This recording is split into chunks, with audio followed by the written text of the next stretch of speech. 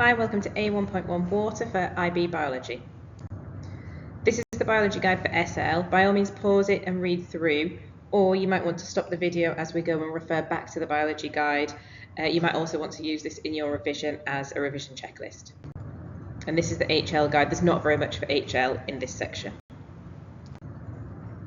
Okay, remember that just watching a video doesn't mean that the information is going in. You need to do something with that information. So there's a few examples here of things that you can do to make sure that your revision is active rather than passive. Okay, so you've got key terminology. The SL terms are in green and the HL terms are in blue or dark blue. There's not very much key terminology for this section compared to some of the other sections. There's loads. Okay, water basics. So we know that life on Earth isn't possible without water. We should also know that water is a solvent, and the first cells originated in water when a membrane formed around a cytoplasm. So the membrane formed, held that cytoplasm in place, and the cytoplasm is water-based. And that would have separated ocean water from the water inside this first cell, in quotation marks, because it's thought that the first cell originated in water, ocean water. As I said, water is the main component of the cytoplasm. It's found within organelles, and the cells within an organism are also bathed in extracellular fluid, or in animals, it's bathed in tissue fluid.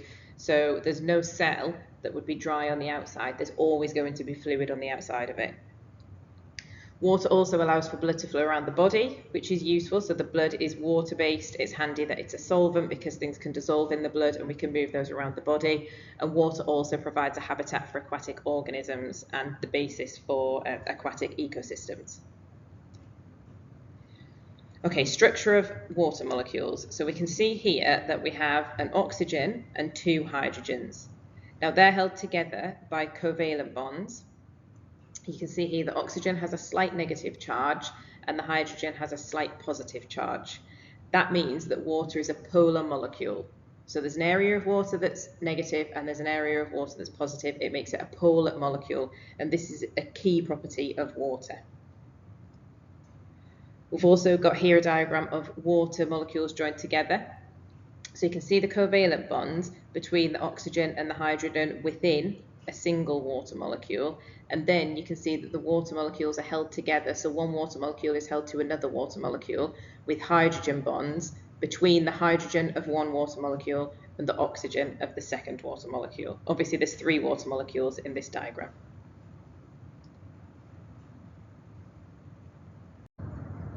So properties of water. There's a few properties of water that make it really key, make it really useful in living organisms, and the first one is cohesion. So we say that water molecules are cohesive because they stick together. And the cohesion also allows for water to have surface tension because there's no water molecules above the surface, so things could sit on top of the surface. If you look at pond skaters, you'll see that they're tiny insects that sit on top of the surface of the water. It's beneficial also in the xylem of plants where there's a continuous column of water. So this is a picture of the xylem here. Now I've added in these water molecules so you can see that you've got the xylem walls. The xylem is a tube within the stems of a plant, and you've got all of these water molecules. I've only drawn 9 here, but if you imagine that this entire tube is full of those water molecules, it means that the water molecules are cohesive, so they stick together in there and they remain as one continuous column of water all the way up the xylem. And as the water moves up the xylem, it produces tension, and the tension within the xylem allows the water to be sucked up in this continuous column. And that continuous column of water is a real buzz phrase in exam questions. You've also got adhesion, and adhesion allows water molecules to attach to other things via hydrogen bonding.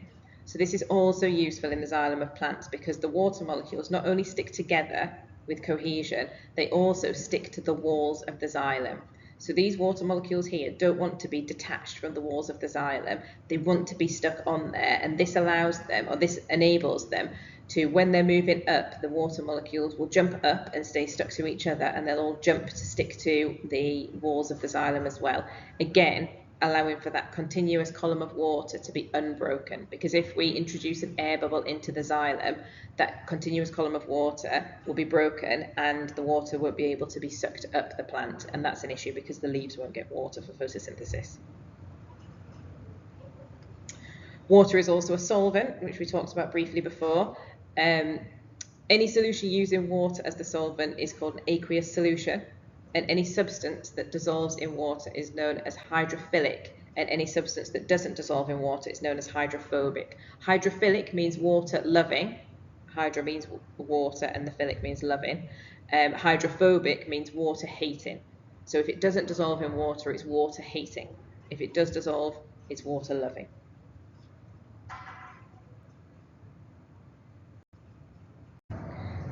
Okay, continuing with the properties of water, we need to know about some certain properties of water versus the same property in air. So the first property is buoyancy. Now, water provides a buoyant force, which is an upward force, and that allows objects to float as long as the force that equals the weight of the displaced water. So this allows things like ducks to float on top of water. Anything you see floating, the buoyancy allows that to happen. The buoyant force of air is almost insignificant, so therefore things in air just fall. But they don't fall through the water because of the buoyancy. We've also got viscosity. So water is more viscous than air, and it provides some resistance to objects moving through the water, whereas air is less dense and the viscosity is lower. So again, things just fall and move faster in air than they do in water, and that's due to the viscosity of it. Then we've got thermal conductivity. So water has a high thermal conductivity as it's able to transfer heat, whereas air has a low thermal conductivity in comparison to water. And then finally, specific heat capacity. This is all about how much energy it takes to change the temperature of the water. So it takes a lot more energy to change the temperature of the water than it does to change the temperature of air. So the air temperature changes much more quickly than it would with water. And then we have a couple of examples. So the IB are quite big on examples now. The first example is a black-throated loon, which seems to be some sort of duck. The black-throated loon, it nests on land, swims in water and flies in the air. So it's able to live, or it spends some of its time on land, water and in the air. It has webbed feet for efficient swimming, so therefore because it can swim faster. And it also has an oil gland, I think towards the tail. And what the duck does is it takes the oil and it rubs it over the feathers and it waterproofs the feathers. Obviously this is handy when it's in water. And the buoyancy of the water also allows the duck to float and swim through the water. Obviously, when it swims through the water, it has to overcome the viscosity of the water, so it could probably fly faster than it can swim because air is less dense and it has less viscosity. It also has, it says it has webbed feet there as well, so the webbed feet allow it to swim faster. And then we've got a ringed seal. So the ringed seal is buoyant enough to swim at the surface, but not on the surface. So if you see seals swimming, you'll see that often they swim just kind of like with their snout out of the water so that they can breathe. So they're still under the surface. So it's not quite as buoyant as the bird, but it's still buoyant enough to be at the surface as opposed to on top. Seals have paddle-like feet, and that allows them to swim through the water, similar to the black-throated loon. And ringed seals also have a layer of blubber under the skin, and this insulates them, so it helps keep them warm in colder temperatures.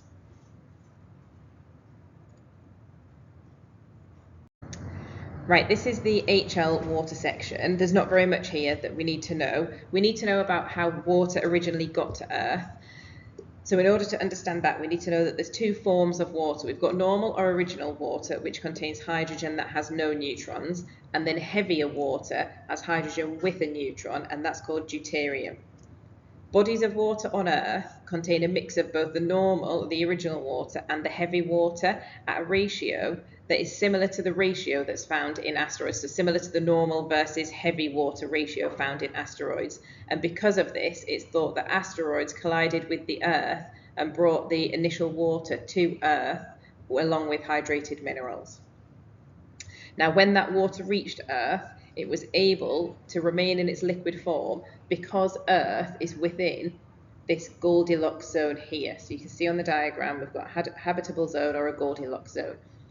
So in order for any planet to sustain life, it must have water in the liquid form, and therefore the planet can't be too close or too far from the sun, because if it's too close, it'll be too hot and the water would evaporate, and if it's too far, it would be too cold and the water would be in ice form. So we need the water to be in liquid form. The Earth isn't too close and it's not too far for that liquid form of water to be able to remain. And due to the number of solar systems in our galaxy, it's reasonable to suggest that there may be other planets within the galaxy that can support water in its liquid form and therefore support life. So we need the water in the liquid form for the life to happen, and there's over 100 million other solar systems, so therefore there must be another planet somewhere that's capable of supporting life.